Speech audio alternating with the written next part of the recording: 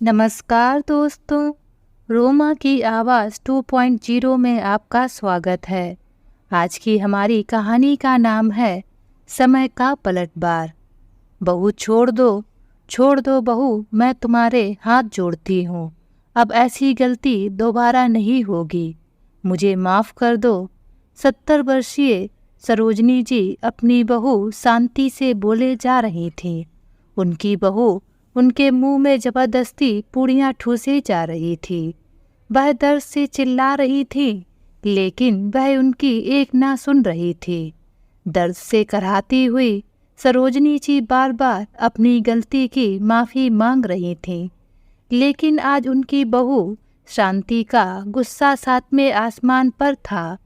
ऐसा भी क्या कर दिया था सरोजनी जी ने? चलिए जानते हैं इस कहानी के माध्यम से। आज 70 वर्षीय सरोजनी देवी जी की सुबह सुबह ही आँख खुली तो उन्हें घर में कुछ अच्छा बनने की खुशबू आ रही थी।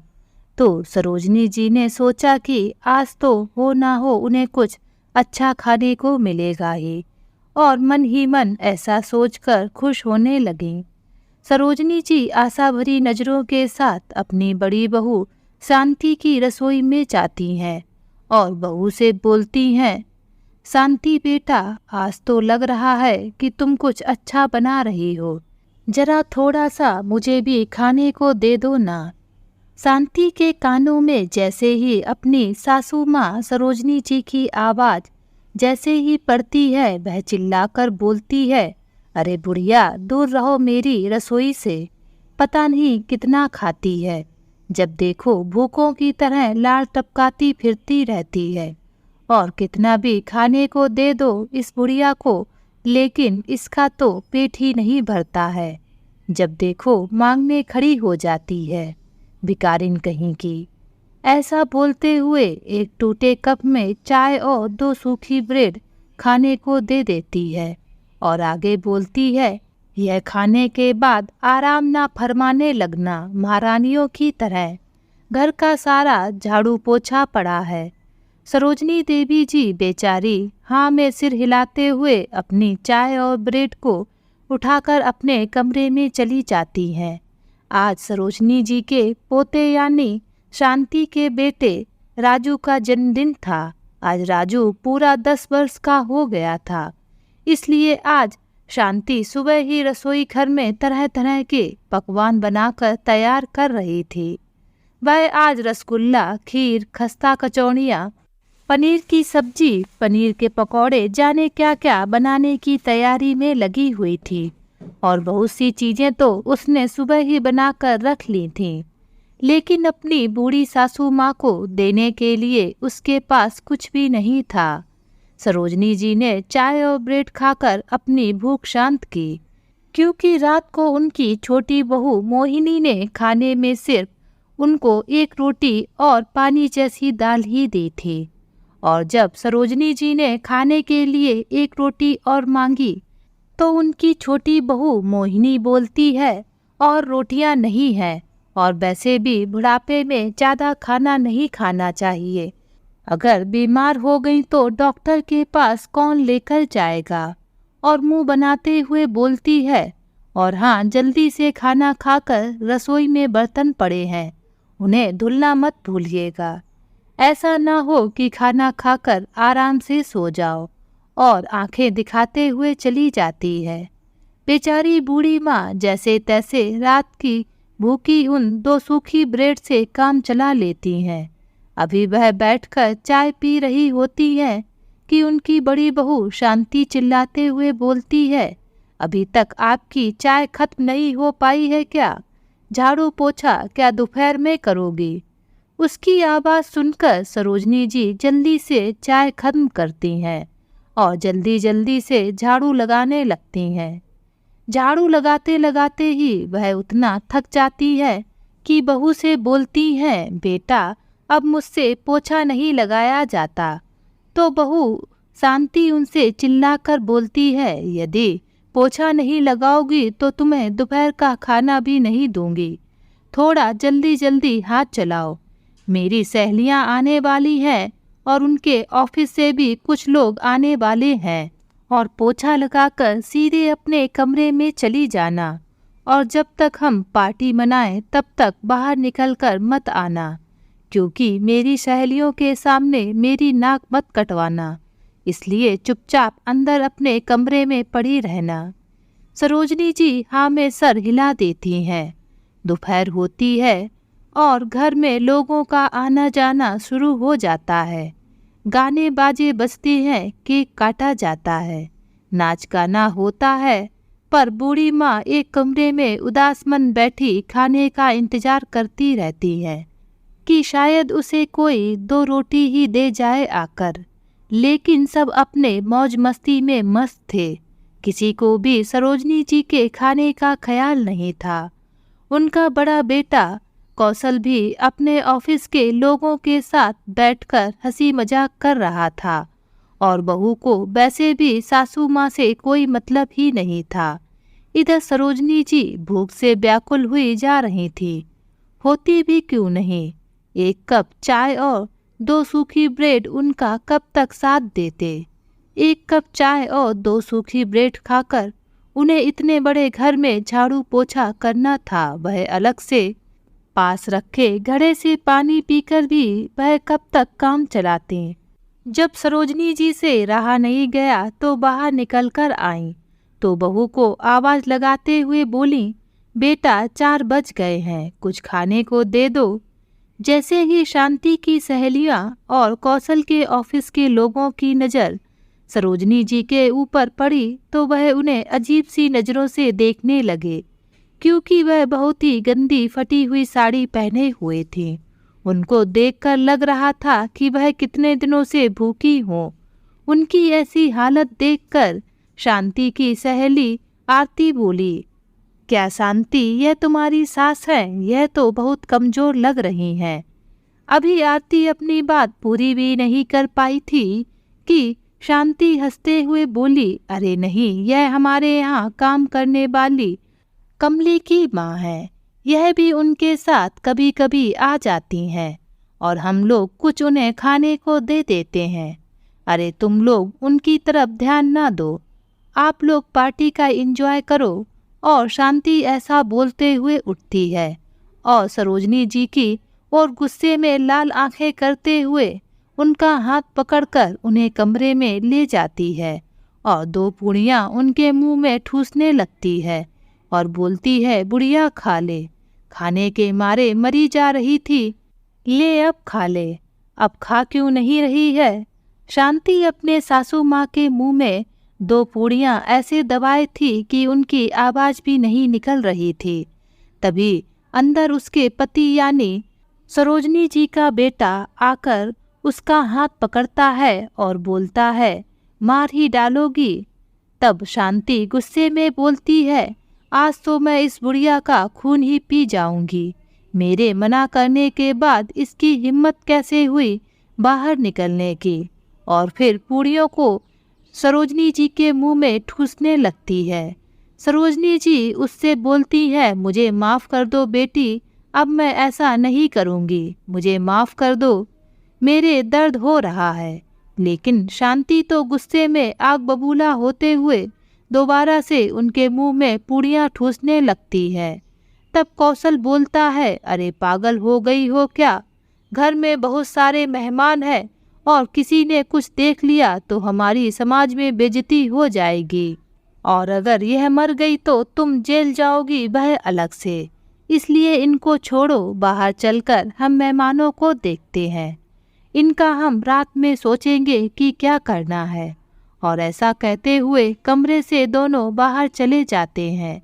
इधर दर्द के कारण सरोजनी जी की आंखों में आंसू बहे जा रहे थे, क्योंकि उनका मुंह बुरी तरह से लाल हो गया था। लेकिन डर के कारण वे रो भी नहीं पा रहे थे कि अगर उनके रोने की आवाज़ बाहर चली गई तो उनकी खैर नहीं। वह मन ही मन अपनी बदनसीबी को कोसती रहीं। सभी मेहमान जन्मदिन मनाकर अपने अपने घर चले गए। मेहमानों के जाने के बाद भी किसी ने भी उनको खाना नहीं दिया। रात में भी सभी खा पी कर सोने चले गए। सरोजनी जी भूख से व्याकुल दरवाजे की तरफ ताकती रहीं। शायद कोई उनके कमरे में कोई खाना देने चला आए, लेकिन उन्हें क्या पता कि सभी खा पी कर सोने चले गए। जब रात के 12 बज गए लेकिन कोई भी खाना लेकर नहीं आया, तो उनकी नज़र जमीन पर पड़ी उन 2 पूड़ियों पर पड़ी जिन्हें उनकी बहू जबरन उनके मुंह में ठूस रही थी। उन्होंने वह जमीन पर पड़ी हुई पूड़ियाँ उठाईं और उन्हें खाना चाहा, लेकिन वह इतनी सूख चुकी थी कि उनको दांत से काटा भी नहीं जा सकता था। लेकिन भूख से व्याकुल सरोजनी जी को समझ में नहीं आ रहा था कि वह करें तो क्या करें।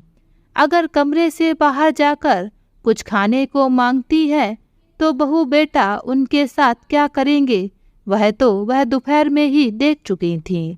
और यह पूड़ियाँ इतनी सूख कर टाइट हो गई हैं, इन्हें खाना भी मुश्किल है। तभी उनकी नज़र पास रखे मटके के पानी पर पड़ती है। वह कटोरी में थोड़ा सा पानी लेती है और उन पूड़ियों को पानी में डालकर थोड़ी देर के लिए छोड़ देती हैं, और कुछ देर में जब मुलायम हो जाती हैं तो उन्हें खाने लगती हैं। उनको खाते हुए उनके आंसू भी आंखों से निकल रहे थे। बूढ़ी माँ के पास रोने के अलावा कोई रास्ता भी तो नहीं था। कहने को तो सरोजनी जी के 2 बेटे और 1 बेटी है और पोते पोतियों से भी भरा पूरा परिवार है, लेकिन वह नितांत अकेली महिला है, क्योंकि कोई भी उनसे ना तो ढंग से बोलता है और ना ही उनका ध्यान रखता। बड़ा बेटा कौशल है जो बैंक में क्लर्क का जॉब करता है। उसकी पत्नी शांति और 2 बेटे राजू और मोनू है। वहीं दूसरा बेटा सुरेश और पत्नी मोहिनी है। सुरेश प्राइमरी स्कूल का टीचर है और उसका 1 बेटा अंकित और 1 बेटी पिंकी है। सरोजनी जी की 1 बेटी स्वाति भी है, लेकिन वह अपने ससुराल में इतना मस्त है कि अपनी बूढ़ी माँ का कभी हालचाल लेने भी नहीं आती है। सरोजनी जी के पति राम मनोहर जी का निधन उनकी शादी के कुछ साल बाद ही हो गया था। जब कौशल 7 साल का, सुरेश 5 साल का और स्वाति 3 साल की थी। इसलिए बूढ़ी माँ का कहने को तो बहुत बड़ा परिवार था, लेकिन वे थी बिल्कुल अकेली। दोनों बेटों ने भी आपस में यह तय कर रखा था कि 1 महीने तक कौशल अपनी माँ को अपने पास रखेगा और 1 महीने तक सुरेश। अपने घर में रखने के बावजूद भी कोई भी बेटा अपनी माँ से ये नहीं पूछता कि माँ आपको किसी चीज़ की ज़रूरत तो नहीं। वे सभी अपनी दुनिया में मस्त रहने वाले थे और बहू ने तो उनका जीना ही हराम कर रखा था। वे दोनों तो यही चाहती थी कि कब सरोजनी देवी जी मरे, कब उनसे पल्ला छूटे, क्योंकि 1 महीने के लिए उनका कमरा जो बिजी रहता था, कमरा क्या छोटे से स्टोर रूम में बड़ी बहू शांति ने उनकी चारपाई डाल रखी थी। वही छोटी बहू मोहिनी ने जहाँ घर का कबाड़ खाना रखते थे वहाँ पर उनकी चारपाई डाल रखी थी। लेकिन उसमें भी उन दोनों को लगता था कि उन्होंने न जाने कितनी जगह घेर रखी है। जैसे तैसे बूढ़ी माँ ने अपने बड़े बेटे के यहाँ 1 महीना काटा और वह छोटे लड़के सुरेश के यहाँ पहुँच गईं। पर यहाँ तो स्थिति और ज़्यादा खराब थी, क्योंकि वहाँ तो सरोजनी जी को सिर्फ झाड़ू पोछा ही करना पड़ता था, लेकिन अपने छोटे बेटे के यहाँ छोटी बहू उनसे झाड़ू पोछा, बर्तन धुलना, कपड़े धुलना सभी कुछ करवाती थी। अगर सरोजनी जी कुछ काम करने को मना भी करती तो वह उन्हें उस दिन 1 गिलास पानी भी नहीं पीने देती। खाना तो बहुत दूर की बात थी। जब सरोजनी जी थोड़ी सी ठीक ठाक यानी जब वे 60-65 वर्ष की थी तो वह सारा काम कर लेती थीं, लेकिन अब तो उनकी उम्र 70 वर्ष हो गई तो वह दिन पर दिन कमज़ोर होती जा रही थी और ना ही उनको समय पर खाना मिलता, ना ही ढंग से आराम। अब वे थोड़ा थोड़ा बीमार भी रहने लगीं, लेकिन बीमारी की हालत में भी उन पर कोई तरस नहीं खाता। एक दिन तो हद ही हो गई। उस दिन गर्मी बहुत थी। सरोजनी जी ने बड़ी मुश्किल से घर का झाड़ू पोछा किया। झाड़ू पोछा करने में ही उनको चक्कर आ रहे थे, लेकिन उन्होंने किसी को कुछ नहीं बताया। वे भी मन में सोचने लगी, अगर मैं बताऊंगी भी तो मेरी सुनेगा कौन, और कौन मुझे डॉक्टर के पास लेकर जाएगा। ऐसा सोचकर वे चुपचाप ही रहीं। उन्होंने जैसे तैसे घर के जूठे बर्तन भी धुल दिए, लेकिन जैसे ही उनकी छोटी बहू मोहिनी ने उनके सामने घर के सभी सदस्यों के सारे कपड़े रखे, तो वह उनको देखकर बोल ही पड़ी, बेटा आज मेरी थोड़ी तबीयत ठीक नहीं है, मुझसे ये कपड़े नहीं धुल पाएंगे। सरोजनी जी का इतना बोलना ही था कि तभी मोहिनी गुस्से में तमतमाते हुए बोलती है, खाने के लिए आपको 4-4 रोटियां चाहिए, चाय नाश्ता चाहिए, लेकिन जरा सा काम करने में आपकी नानी मर जाती है। कान खोल कर सुनो, अगर यह कपड़े नहीं धुले तो आज आपको दोपहर और रात दोनों टाइम का खाना नहीं मिलेगा। सुना बुढ़िया, जाने कहाँ से रोज रोज एक नया बहाना ढूंढ लाती है, कामचोर बुढ़िया कहीं की। और पैर पटकते हुए अपने कमरे में चली जाती है और अपनी सहेलियों से फोन पर बात करने लगती है। इधर सरोजनी जी का बैठना मुश्किल था, काम तो दूर की बात थी। उन्होंने जैसे तैसे कपड़े धुले और बड़ी मुश्किल से खड़े होकर उन्हें फैलाने की कोशिश करने लगे। उसी टाइम उन्हें चक्कर आ गया और चक्कर आने की वजह से उनका पैर फिसल गया और वे धड़ाम से गिर पड़े। उनके गिरने की आवाज़ इतनी तेज थी कि वह आवाज़ उनकी बहू मोहिनी के कानों तक गई, लेकिन वह बाहर निकलकर देखने नहीं आई कि हुआ क्या है, और फोन पर ही अपनी सहेली से बड़बड़ाने लगी कि इस बुढ़िया ने तो हमारा जीना ही दुश्वार कर दिया है, रोज रोज नए तमाशे करती रहती है, ना जाने आज क्या तोड़ दिया, मरती भी तो नहीं है, जल्दी मरे तो हमारा पीछा छूटे। यह सब सुनकर उधर से उसकी सहेली शीला की आवाज़ आती है, इतना क्यों परेशान होती हो, थोड़ा शांत हो जाओ। और मोहिनी की सहेली शीला आगे बोलती है, अरे जब तुम अपनी सास से इतना परेशान हो तो छोड़ आओ उन्हें किसी वृद्धा आश्रम में। तब मोहिनी हंसते हुए बोलती है, मेरा बस चलता तो मैं कब का इन्हें वृद्धा आश्रम में छोड़ आती, लेकिन सोचती हूँ कि घर का सारा काम फिर मुझे ही करना पड़ेगा। आजकल तो इतना काम कराने में काम वाली 5-6 हजार रुपए ले लेती है, और मुझे तो फ्री में ही एक काम करने वाली मिल रही है। तो शीला बोलती है, जब तेरी सास जिठानी के यहाँ चली जाती है तब तुम सारा काम कैसे करती हो। मोहिनी बोलती है, तब मैं 2 नौकरानियाँ लगा लेती हूँ, और जब माँ जी आ जाती है तो उनकी छुट्टी कर देती हूँ, कम से कम साल में 6 महीने का खर्च ही बचता है, और खिलखिलाकर हंस पड़ती है।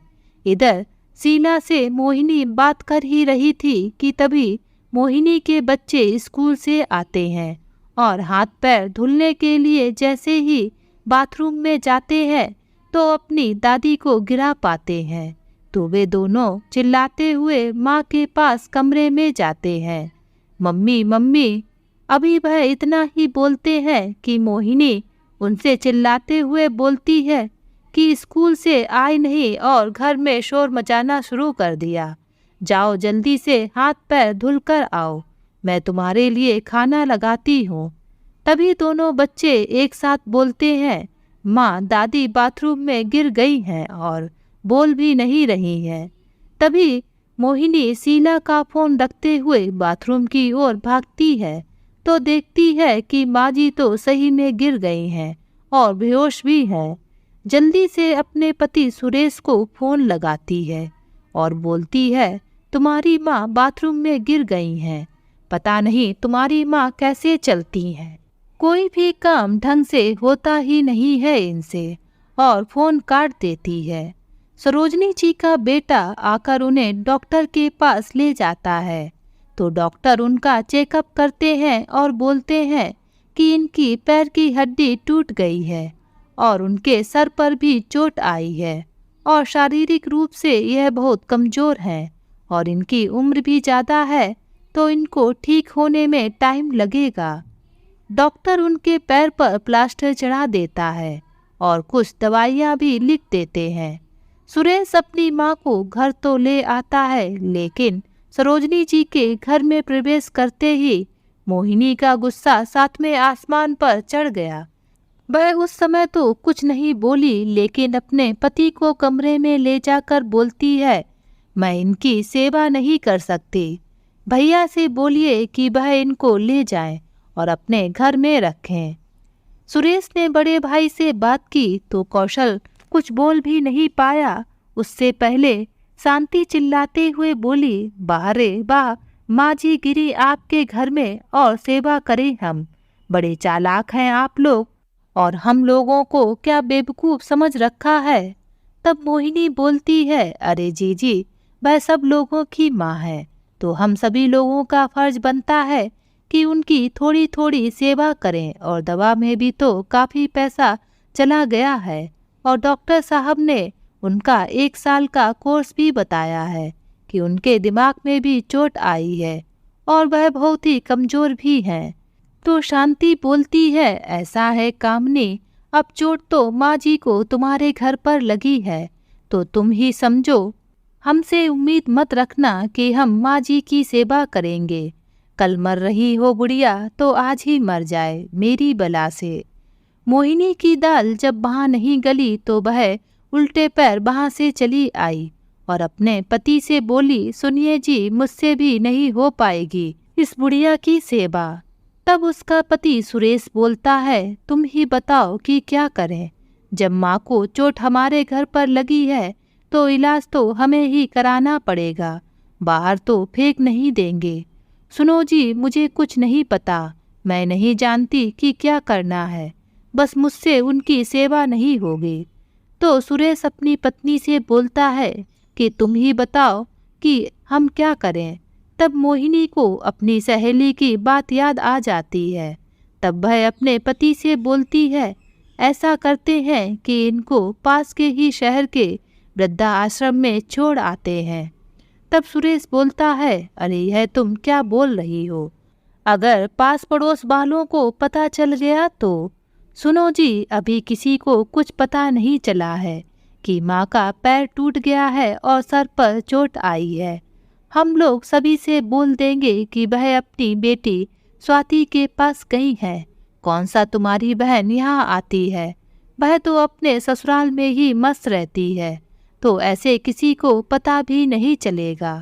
तभी सुरेश बोलता है, हाँ तुम बिल्कुल सही बोल रही हो, ऐसा करते हैं, रात में इनको पास के शहर में वृद्धा आश्रम में छोड़ आते हैं। फिर जैसे ही रात होती है वे दोनों सरोजनी जी को रात में शहर के वृद्धा आश्रम में छोड़ आते हैं और आश्रम वालों से बोलते हैं इनका इस दुनिया में कोई नहीं है, और उनको ऐसा बोलकर जल्दी जल्दी अपने घर वापस चले आते हैं। मोहिनी ने शाम को सरोजनी जी को नींद की दवा खिला दी थी, जिससे वह होश में नहीं थी, और जब वह वृद्धा आश्रम पहुंची तब भी वह सो ही रही थी। सरोजनी जी की आंख सुबह सुबह ही खुली। वह अपने आप को दूसरी जगह देखकर अचंभित हो गईं और रोने लगीं। तभी उन्हीं की जैसी वृद्ध महिला कांति जी ने बताया कि उनको यहाँ पर रात में एक महिला और पुरुष छोड़ गया था और बोल रहा था कि आपका इस दुनिया में कोई नहीं है और आप रोड पर गिर गई थीं, इसलिए आपका पैर भी टूट गया है। वे लोग रात में आपको छोड़कर यहाँ से चले गए। सरोजनी जी को कुछ भी समझ में नहीं आ रहा था, क्योंकि उन्हें तो याद था कि वह दवा खाकर सो गईं, लेकिन उस महिला ने बताया कि वह सड़क पर बेहोश पड़ी थी और कुछ लोग उन्हें यहाँ छोड़ गए। सरोजनी जी का तो रो रो कर बुरा हाल था, लेकिन उन वृद्ध महिला कांति जी ने उनको थोड़ा ढांढस बंधाया और फिर उन्हें चुप कराया। वृद्धाश्रम वालों ने सरोजनी जी का इलाज करवाया और 1 महीने में उनका पैर तो ठीक हो गया, लेकिन वे गुमसुम और उदास रहती थीं। वे किसी से ज़्यादा नहीं बोलती थीं, क्योंकि वे एक माँ थीं और उनका मन मानने को तैयार नहीं था कि उनके बच्चे उनको यहाँ छोड़ गए हैं, लेकिन वे कर भी क्या सकते थे। धीरे धीरे समय बीता। वृद्धाश्रम में रहते रहते उन्हें 2 माह बीत गए। एक दिन सरोजनी जी सुबह सुबह उठी तो देखती है कि आश्रम के सभी लोग आश्रम को सजाने और साफ सफाई में लगे थे। आज से पहले सरोजनी जी ने कभी भी आश्रम में ऐसा होते नहीं देखा था। उन्होंने मन में सोचा, ना तो आज त्योहार है, फिर भी आश्रम को इतने अच्छे से सजाया जा रहा है और लोगों के चेहरे पर खुशी भी है। तो सरोजनी जी से जब रहा नहीं गया तो उन्होंने अपनी महिला मित्र कांति जी से पूछा। कांति जी व्यस्त थी और उनके चेहरे पर भी खुशी थी। सरोजनी जी कांति जी से बोलती हैं, आज तो आश्रम का माहौल कुछ और ही है। इतनी खुशी और चारों तरफ त्योहार का माहौल है। मैंने आज से पहले आश्रम में कभी नहीं देखा। हाँ, यहाँ के लोग खुश रहते हैं, लेकिन इतनी ज़्यादा खुशी आज पहली बार देखी है। क्या कोई बात है, मुझे भी बताओ। तब सरोजनी जी की बात सुनकर कांति जी बोलती है, अरे बहन, आज इस वृद्धा आश्रम का बेटा आ रहा है। हमारे अपने परिवार वालों ने हमें ठुकरा दिया और ठोकर खाने के लिए मजबूर कर दिया। आज हम सबका यानी इस वृद्धा आश्रम का बेटा आ रहा है। अगर वह नहीं होता तो हम लोगों का क्या होता, भगवान ही जाने। इस वृद्धा आश्रम का संस्थापक कान्हा आ रहा है। हम सबका बेटा आ रहा है। कान्हा का नाम सुनकर सरोजनी जी कुछ सोच में डूब गई और एकदम बोल पड़ी, नहीं, वह नहीं हो सकता। कांति जी ने जैसे ही सरोजनी जी के मुंह से नहीं, वह नहीं हो सकता सुना तो वह बोली, कौन नहीं हो सकता? अरे नहीं नहीं, कुछ नहीं, ऐसे ही मुंह से निकल गया। तब कांति जी बोलती है, वह 3 महीने में एक बार आता है। हम सबसे प्यार से बातें करता है, हम लोगों के लिए उपहार लाता है, हम लोगों के साथ बैठकर लूडो कैरम खेलता है, हम लोगों के दुख दर्द भी बांटता है। और पता है बहन, आज तो उसके बेटे का जन्मदिन है। उसके बेटे यानी हम सबके पोते का। वह हर साल अपने बेटे का जन्मदिन यही मनाता है। उसकी पत्नी भी बहुत सुशील और संस्कारी है।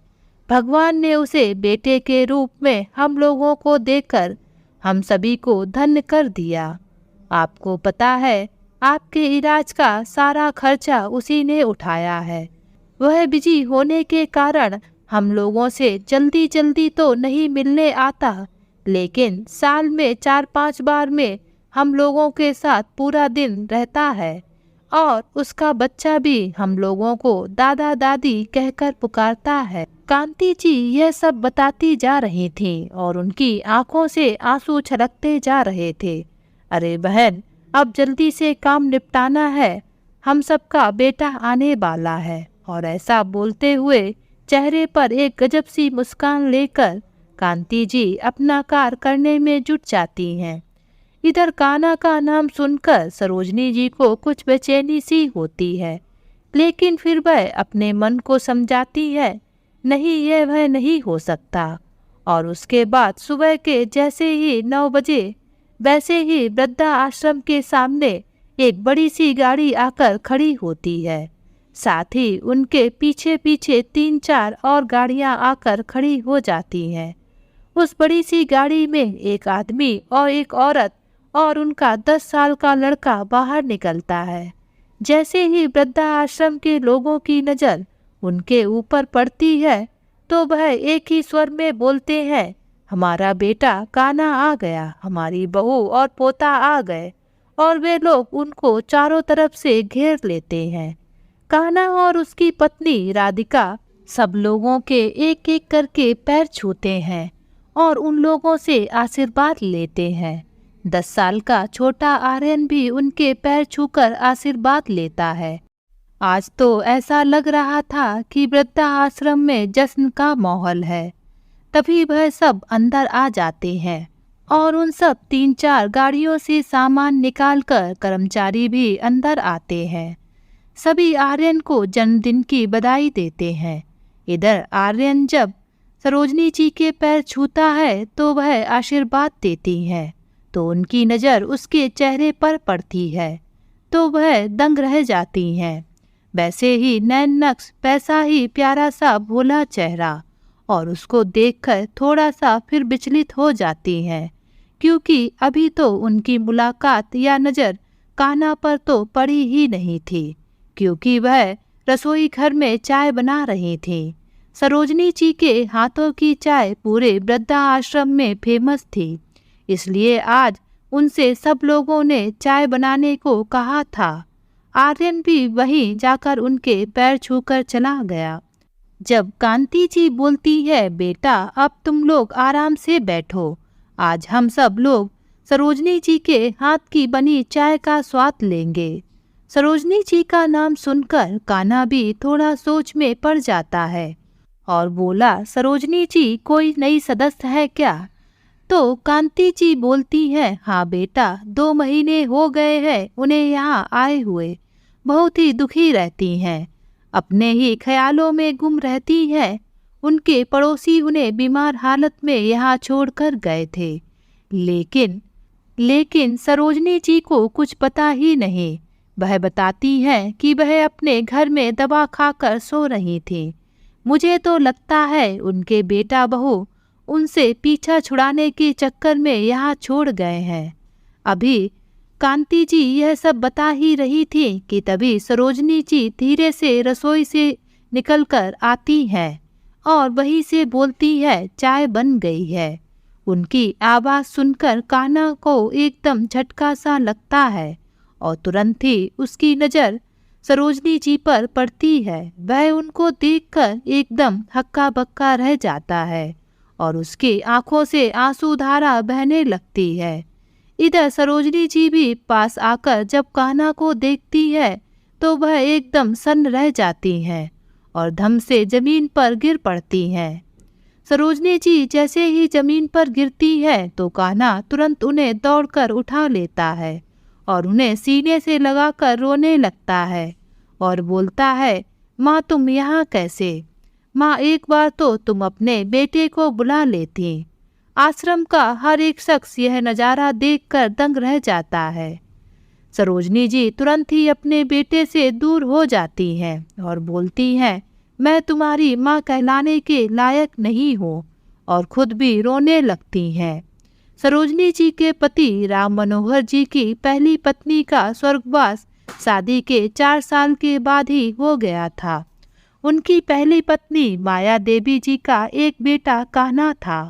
कान्हा जब 3 साल का ही था तभी उसकी माँ माया देवी जी की मृत्यु हो गई थी। पहली पत्नी के स्वर्गवास और कान्हा की छोटी उम्र के चलते राम मनोहर जी ने सभी के समझाने पर सरोजनी जी से शादी कर ली। राम मनोहर जी सरोजनी जी को लाए तो थे कान्हा की माँ बनाकर, लेकिन सरोजनी जी ने कभी भी कान्हा को अपना बेटा नहीं माना, तो कान्हा भी अपनी बूढ़ी दादी के पास ही रहता था। सरोजनी जी ने कभी भी उस छोटे से कान्हा को अपनाने की कोशिश नहीं की, फिर भी कान्हा कभी कभी उनको माँ माँ कह के पास आता भी तो वह उसको दूर कर देती। इसलिए कान्हा भी अपनी दादी की छत्र छाया में बड़ा होने लगा। समय बीता तो सरोजनी जी के भी 2 बेटा और 1 बेटी हो गई। अब सरोजनी जी अपने बच्चों में ही मस्त रहने लगी। इधर कान्हा जब 15 साल का हो गया तो वह अपने पिता की खेती बाड़ी में हाथ बटाने लगा, साथ ही वह अपनी पढ़ाई पर भी ध्यान देता। लेकिन 15 वर्ष की आयु में ही राम मनोहर जी अपने बेटे को छोड़कर भगवान के पास चले गए और दादी तो जब वह 10 साल का ही था तभी स्वर्ग सिधार गई। अब तो घर का खर्चा चलाना ही मुश्किल हो गया था। कान्हा ने सोचा यहाँ की खेती तो माँ उगाई या बटाई पर उठा देगी, क्योंकि उनके पास इतनी खेती नहीं थी कि वह अपने परिवार का पालन पोषण कर सके। और इधर उसके दोनों छोटे भाई और बहन भी बड़े हो रहे थे और कान्हा से उनके पिताजी ने वचन लिया था कि वह अपने दोनों भाइयों और बहन और माँ का ख्याल रखेगा। इसलिए कान्हा ने शहर जाकर कमाने की सोची। वह शहर में एक कारखाने में काम करने लगा। वह शुरुआत से ही बहुत होशियार था और साथ ही साथ थोड़ा पढ़ा लिखा भी था। उसने बहुत जल्दी ही काम सीख लिया। वह शहर में जितने भी पैसे कमाता उसमें थोड़े से पैसे अपने खर्चे के लिए निकालता और पूरे पैसे सरोजनी जी के नाम पर मनी ऑर्डर कर देता। वह कोशिश करता कि वह कम से कम खर्च करे और ज़्यादा से ज़्यादा पैसे सरोजनी जी को भेज सके। कान्हा की मेहनत रंग लाई, उसकी कमाई अच्छी होने लगी। थोड़े ही समय में वह काम में महारथी हो गया। शहर में खूब पैसे कमाने लगा। इधर उसके भाई भी बड़े हो गए और पढ़ लिख कर उनकी भी अच्छी नौकरी लग गई और बहन की भी अच्छी जगह शादी हो गई। उसने भी सोचा एक छोटी सी फैक्ट्री खोल लेते हैं, तो उसने एक छोटी सी फैक्ट्री खोल दी। इधर एक लड़की राधिका जो उसकी फैक्ट्री में काम की तलाश में आई थी, वह लड़की पढ़ी लिखी तो थी लेकिन उसे नौकरी नहीं मिल रही थी और उसके पिताजी की बीमारी के कारण उसे नौकरी की आवश्यकता थी। तो वह कान्हा के पास काम मांगने के लिए आई। कान्हा राधिका के काम से काफी प्रभावित हुआ, साथ ही वह उसे पसंद भी करने लगा। एक दिन उसने राधिका से शादी करने की सोची और वह यह बात अपनी माँ को बताने के लिए गांव पहुंचा। तो उसने अपनी माँ से कहा कि मैं राधिका से प्यार करता हूँ और मैं उससे शादी करना चाहता हूँ। आप मेरी शादी यहाँ गांव में अच्छे से करवा दीजिए और गांव में धूमधाम से दावत भी कर दीजिए। तो सरोजनी जी बोली, कोई ज़रूरत नहीं है दावत आवत करने की, क्योंकि मेरे दोनों बेटों की शादी हो गई है और बेटी की भी अच्छी जगह शादी हो गई है। अब तुम्हारा इस घर में और गांव में कोई नहीं है और दावत करने की कोई ज़रूरत नहीं है। और हाँ, तुम्हारा इस गांव और इस घर से कोई संबंध नहीं है, कोई ज़रूरत नहीं है यहाँ आने की। कान्हा सरोजनी जी की बात सुनकर उनके पैरों में गिर गया और रोता हुआ उनसे बोलता है, माँ मेरे साथ ऐसा ना करो, मेरा परिवार मुझसे मत छीनो, आप ही तो मेरा परिवार हो। लेकिन सरोजनी जी तो पहले ही उसे अपना बेटा नहीं मानती थी, तो उनको उसकी कोई ज़रूरत भी नहीं थी, क्योंकि उनकी सारी जिम्मेदारियां तो उसने पहले ही पूरी कर दी थी। तो कान्हा से उन्हें अब कोई भी काम नहीं था, इसलिए उन्होंने उससे सारे रिश्ते तोड़ दिए। कान्हा रोता रहा और सरोजनी जी से बोलता रहा कि वह उसके साथ ऐसा न करें, लेकिन सरोजनी जी ने उसकी एक न सुनी और कान्हा रोता हुआ अपने गांव से शहर वापस आ गया। उस दिन सरोजनी जी ने कान्हा के द्वारा की गई सारी मेहनत और तपस्या पर पानी फेर दिया और स्वार्थ के वशीभूत होकर उसे घर से बेघर कर दिया। लेकिन आज ईश्वर ने उनको ही बेघर करके उनके उसी बेटे के वृद्धाश्रम में लाकर खड़ा कर दिया। उस दिन कान्हा सरोजनी जी के सामने रो रहा था और आज के दिन सरोजनी जी हाथ जोड़कर कान्हा के सामने रोए जा रहे थे। सरोजनी जी ने कान्हा को परिवार से अलग किया था, लेकिन ईश्वर ने उसके पास इतना बड़ा परिवार दे दिया था, जिसे देखकर सरोजनी जी भी दंग थे। आज कान्हा इतना बड़ा बन गया था कि उसके पास पैसे की कोई कमी नहीं थी।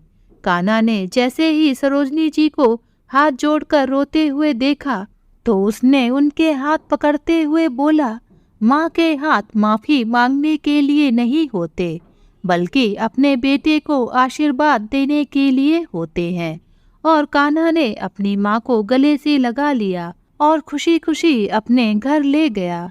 वहाँ पर खड़े सभी लोगों ने कान्हा और सरोजनी जी के लिए खुश होकर तालियां बजाईं। आज कान्हा ने अपने पिता को दिया हुआ वचन पूरा कर दिया। तो दोस्तों, आज की कहानी आप सभी लोगों को कैसी लगी नीचे कमेंट बॉक्स में लिखकर हमें ज़रूर बताएं। अगर ये कहानी आप सभी लोगों को अच्छी लगे तो प्लीज़ इस वीडियो को लाइक और शेयर ज़रूर करें और मेरे चैनल को सब्सक्राइब करना ना भूलें। तो फिर मिलते हैं एक नई कहानी के साथ। बाय।